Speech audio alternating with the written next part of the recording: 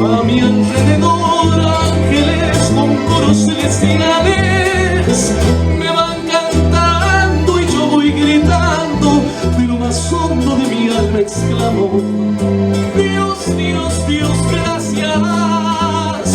Ay,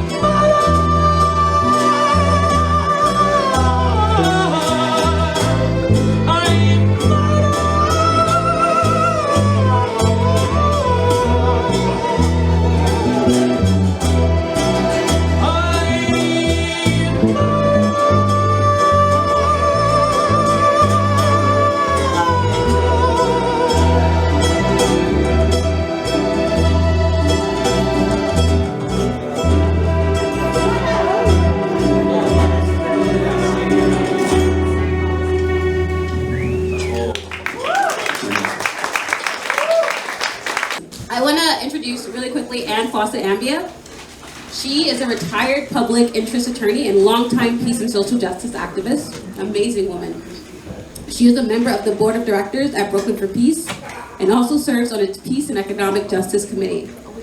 Anne has extended family in Bolivia and has been there several times. Her last visit was in 2014 as a member of the National Lawyers Guild, which participated in an international delegation of trained election observers for the 2014 national election, which Evo Morales won without dispute.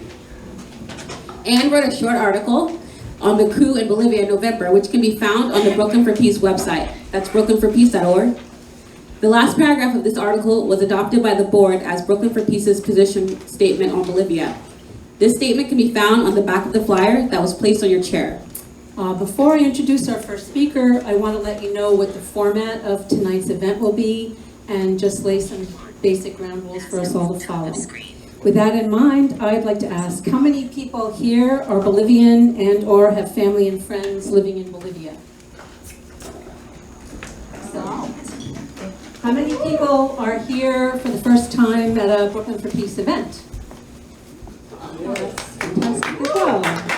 Welcome. Yes, welcome everybody. Okay, the format will be the following. Our two invited speakers will talk for 20 minutes each to lay a foundation for discussion. And after that, I will be moderating a dialogue between them and you, in which you will have an opportunity to briefly express your viewpoint and to ask questions.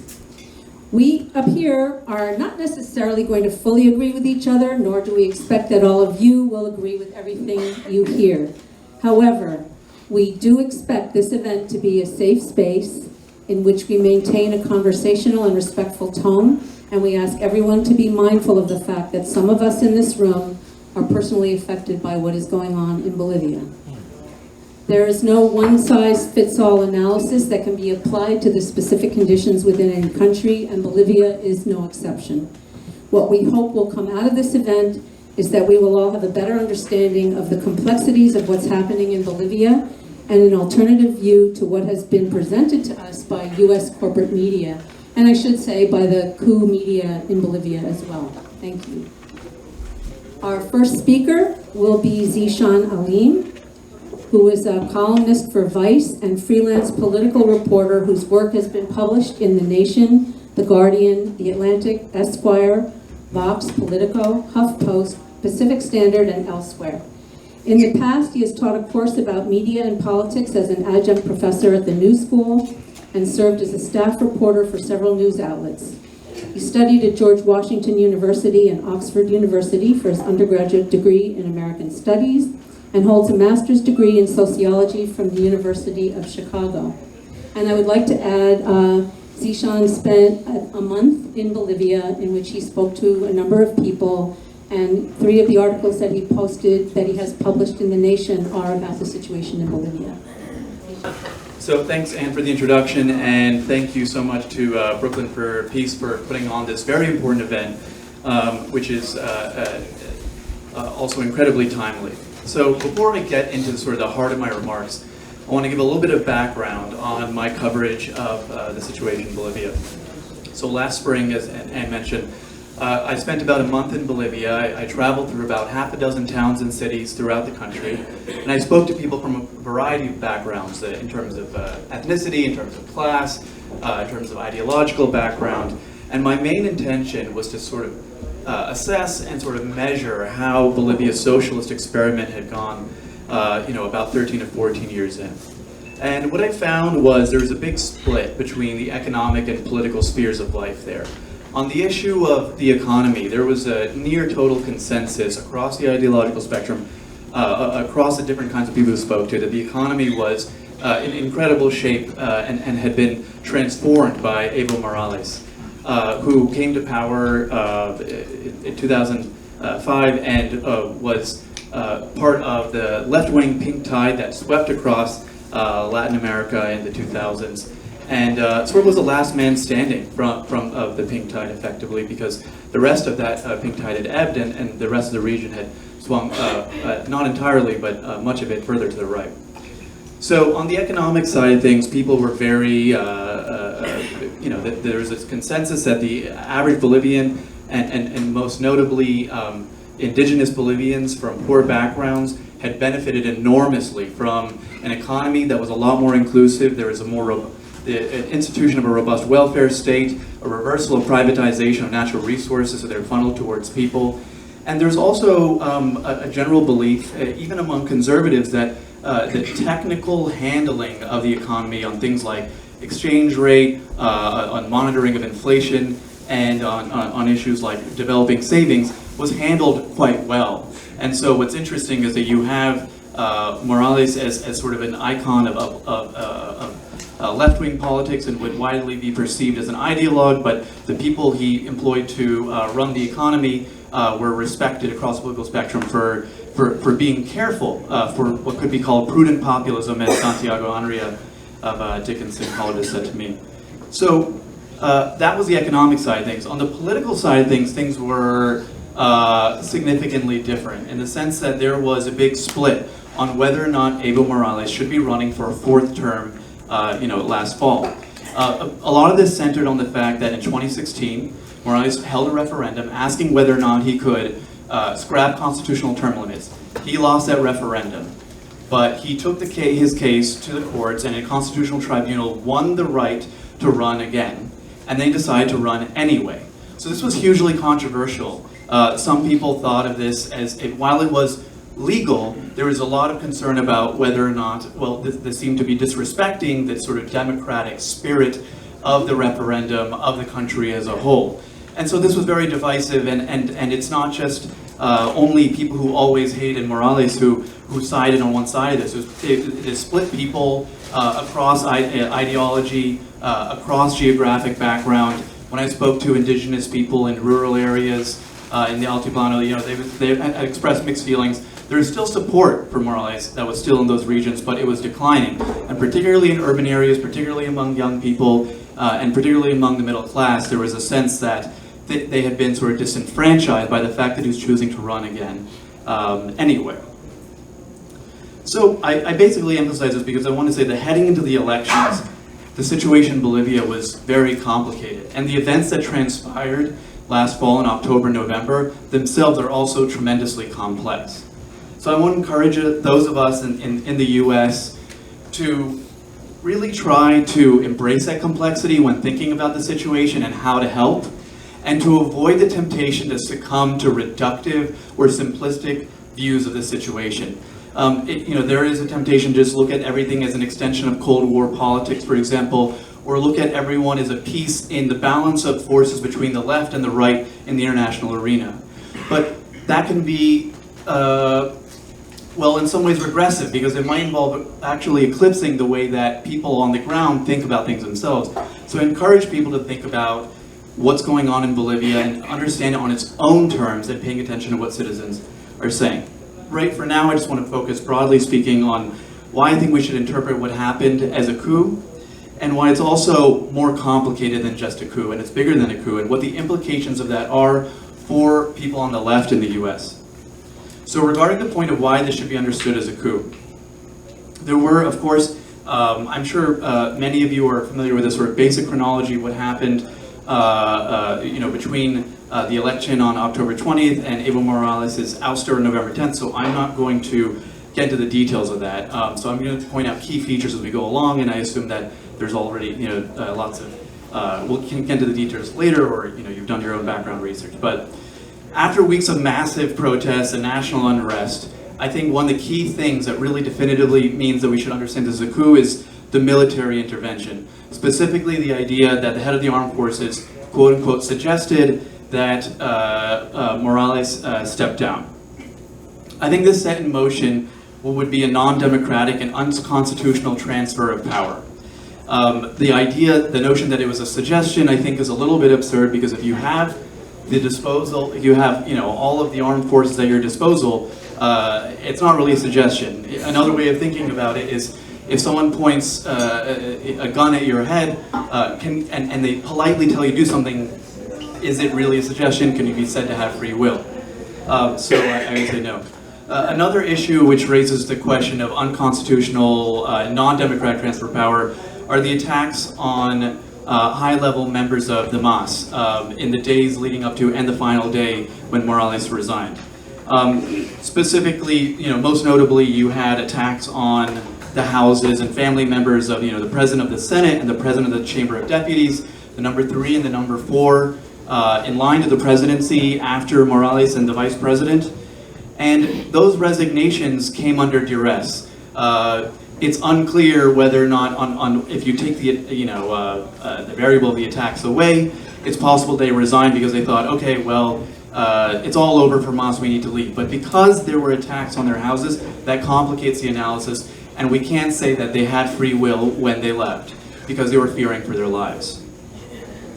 Another issue is the fact that there have been audio recordings leaked by the MAS to Airball and other media outlets that indicate that ex-military and opposition politicians in Bolivia were discussing a range of tactics to overthrow Morales' government before it happened.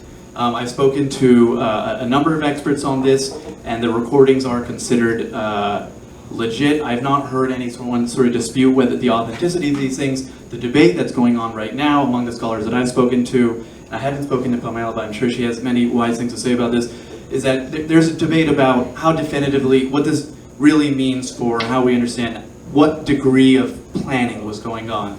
And there's a range of opinions on that. It's also worth pointing out there's signs of foreign meddling. So the Inter-American Commission on Human Rights has documented the creation of nearly 70,000 fake Twitter accounts in the run-up to and after the coup. We don't know yet about all the origins of these accounts, but they obviously suggest some sort of shady action, and it could potentially be a sign of foreign meddling. The other thing is there's been now reports of the National Endowment for Democracy funneling over $1 million to opposition groups and potentially opposition parties in Bolivia over the course of 4 years. So obviously there is, for those who don't know, the National Endowment for Democracy, it's a Washington-based NGO. It's partially funded or largely funded by Congress. So that is definitely going to reflect Washington's political or geopolitical interest in the region. And then lastly, I'd point out that the OAS, the Organization of American States, played a major role in destabilizing the Morales government. In particular, the timing of its documents and some of the claims that it made range from either questionable to outright indefensible. The consensus among experts I've spoken to is that there were irregularities in the election, and extensive irregularities, but there is not a consensus on whether or not those irregularities constitute fraud and whether or not those irregularities would actually have tipped the election in favor of Morales, which is to say it's not clear that they had a definitive effect on the outcome. Our next speaker is Pamela, Calla, an anthropologist from Bolivia who is engaged with issues of gender, race, class, and state formation in Latin America.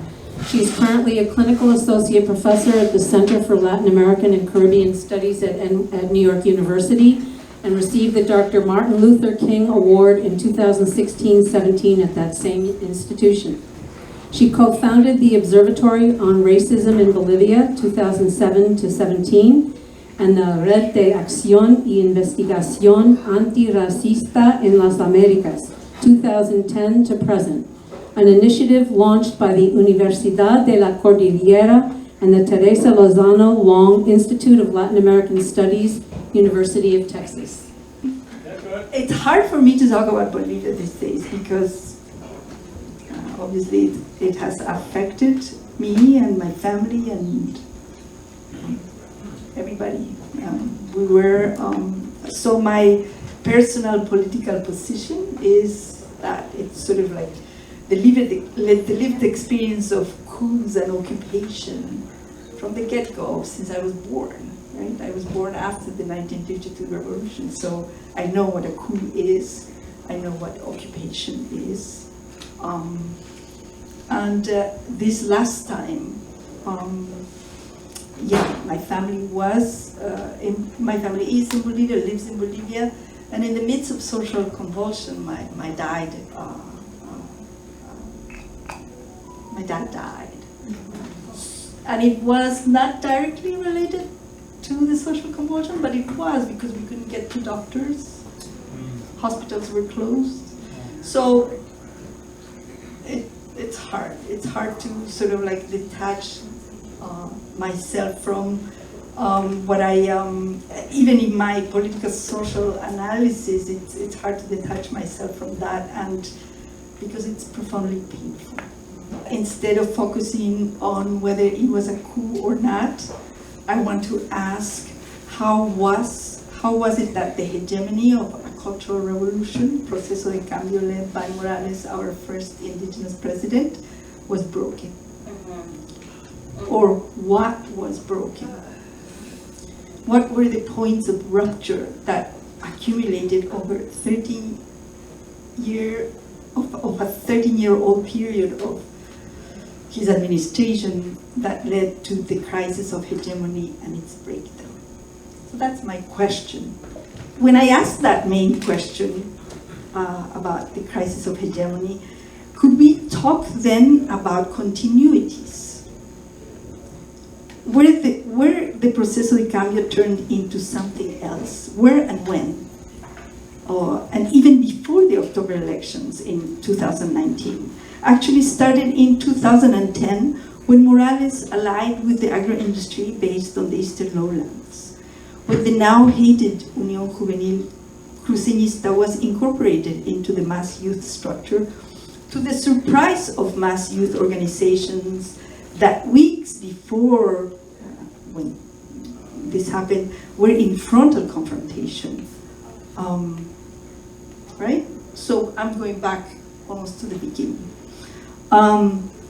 The position that argued that there was a coup erases this history of points of rupture between the state and the social groups and organizations that supported the Evo Morales government at the beginning of his administration, such as the youth organizations and other like the ones that had conformed the Pacto de Unidad, CONAMAC, SIDO, CESUTCB, Bartolinas.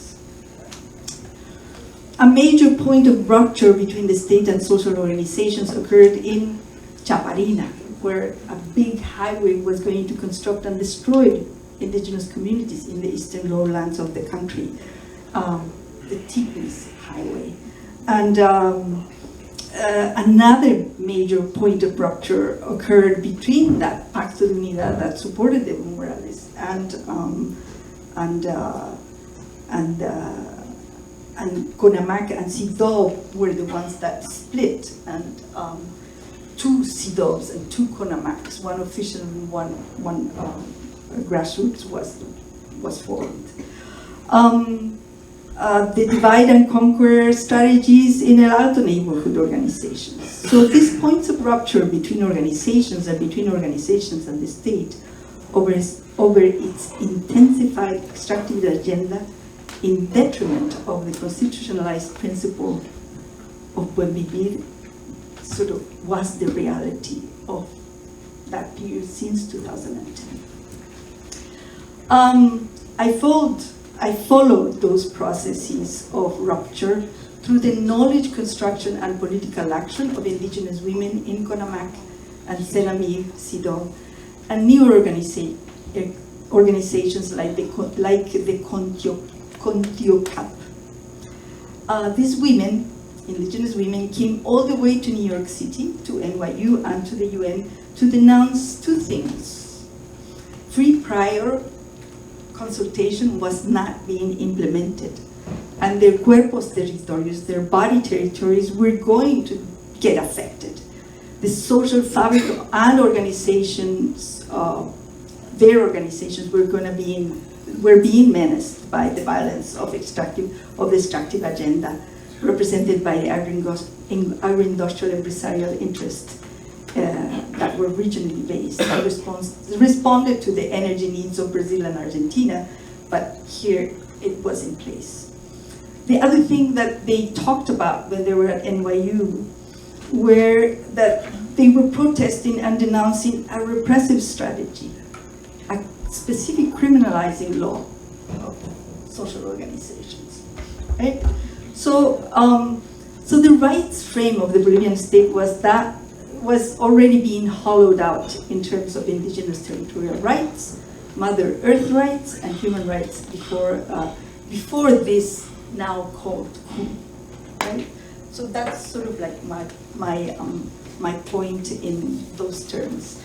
I won't go into the details of how univocality and personalism and therefore macho populism were created through the anti-racist unit and the Vice Ministry of Decolonization, which is something that me and the group that formed the Observatorio Racismo really followed up. I'm not going to get into that. But in the state, within the functioning of the state, this is what happened. Sort of like univocality to defend the status quo that in the end served the purpose of making Evo Morales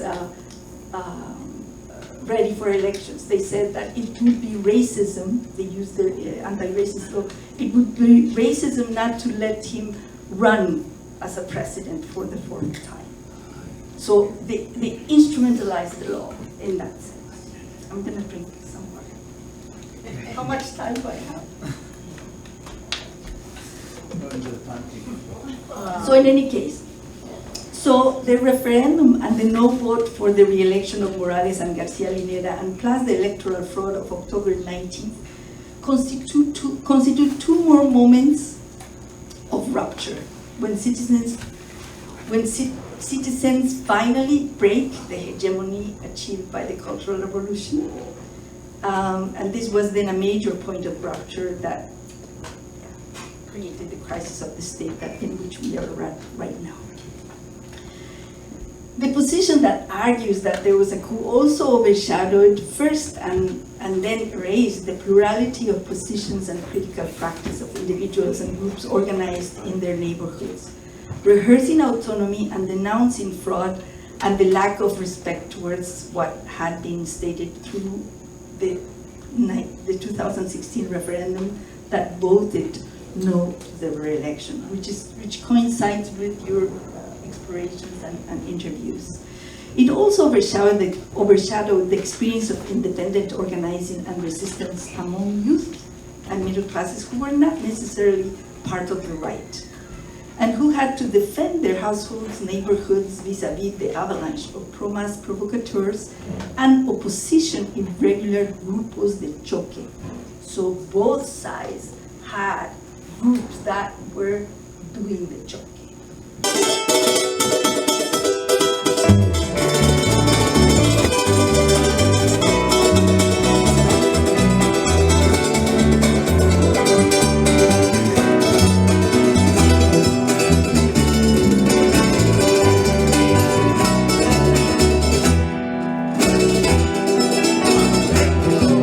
Desde lejos yo regreso, ya te tengo en mi mirada, te contemplo en tu infinito, mis montañas recordadas, te contemplo en tu infinito, mis montañas recordadas, desde lejos, desde aquellos horizontes que se escapan, hoy regreso a tu infinito, Pachamama, Pachamama, hoy regreso a tu infinito, Pachamama, Pachamama. Yo no logro explicarme con qué cadenas me atas, con qué hierbas me cautivas,